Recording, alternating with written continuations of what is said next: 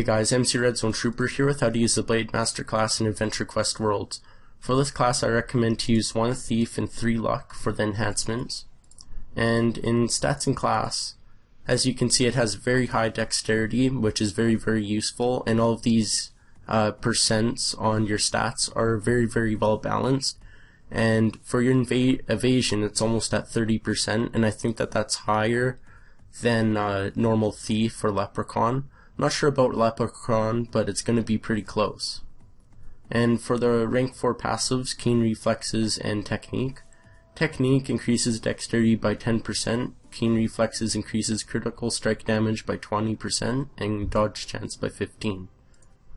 So for the auto attack called Nukitsuk, it's a 1.75 second cooldown auto attack, and that's all that there is to it. There's no more damage, it's just regular auto attack. And it states that it will hit your enemies faster, which it does, by 0.25 seconds. So it's going to give you a pretty good advantage when your enemies run low on mana, which would of course be if you're versing another player. And this class is suited for soloing and for player versus player.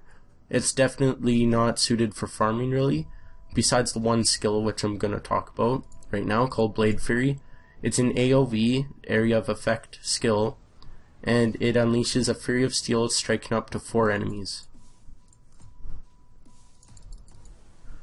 So I almost hit 1k there, and it does quite a bit of damage, especially if you crit. So see, it just did 1.6k. And I don't know, I didn't see if it was Spiral Carve or not. I don't think it was. So that is very good damage. And see, I'm like running with 100 mana, so it's not going to be eating up a lot. It only takes 15 mana, 9 second cooldown, so that's a bit longer than normal classes.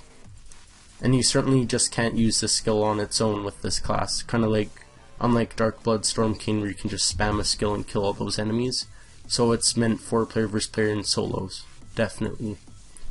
And now on to the next skill called Uki Nagashi. A technique used to deflect incoming attacks and strike back at your target. It grants an invasion boost, and it basically makes you dodge 20% more, and you hit your crits 10% higher. So let's use both of these. And see, I did more damage than usual there.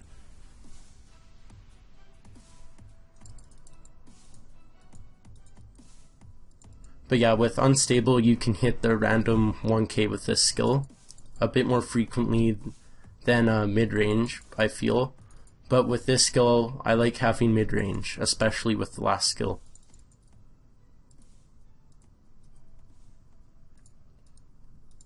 But so now on to the third skill called Sever. Deals moderate damage and disables your opponent's ability to fight back significantly, reducing all damage they deal for the next 5 seconds. So it's basically a shield. And I'm just going to use all these skills together just to do the most damage. But it's going to block lots of damage. And when you're using Uki Nagashi, it's going to dodge a lot too. And the beauty of rogue classes or any dodging class that focuses on dodging and evasion is that every time that you get someone dodges, or you dodge I mean, you're going to regain health. So that's a very useful thing, which makes it especially good for player versus player. But now on to the last skill called Nukiuchi, I think that's how you pronounce it. 35 mana, 10 second cooldown, so don't be using this so much, like you can spam it.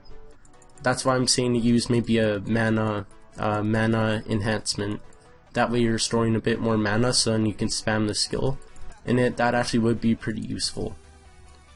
So I'm doing quite a bit of damage with this skill, and you can hit up to 3000 with it, at least with mid-range. With Unstable, you're going to be hitting 5ks randomly, more like rarely, and probably averaged out to around 2000 with Unstable, or maybe a bit lower than that.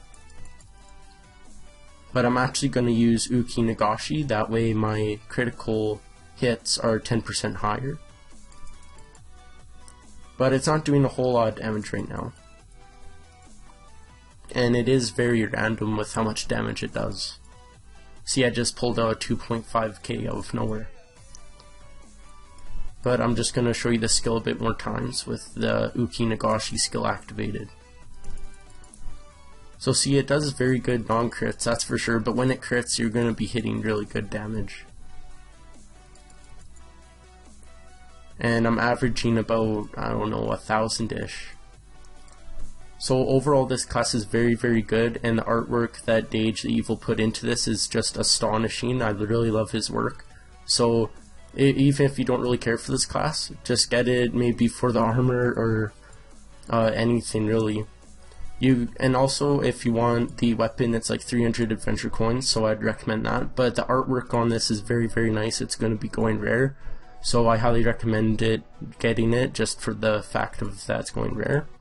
And I don't know how long it's going to be staying, so I'd recommend getting it soon. But thank you guys for watching this video, and I hope that it helped you learn the ways of the Blademaster. And here's the solo. If you guys enjoyed the video, please hit that like button, comment below, and subscribe to my channel for more content. Peace.